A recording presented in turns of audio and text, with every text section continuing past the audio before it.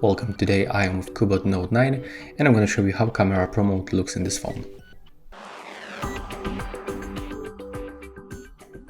So to open the Pro Mode you have to go for the Pro, it's next to the Capture Mode.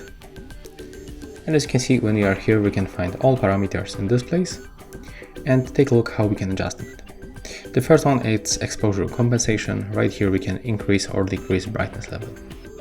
Another one is the shutter speed. We can set it up for this value and also for automatically. Another one, it's the focus.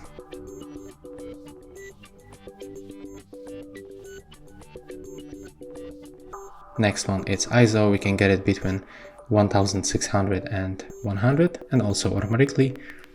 The next one, it's the white balance. We can find right here 1, 2, 3, 4 presets and also automatic adjustment.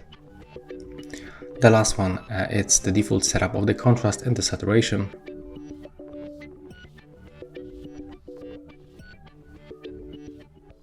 So these two parameters and also exposure compensation, we can only set it manually, but white balance, ISO, focus and shutter speed we can set automatically and also manually.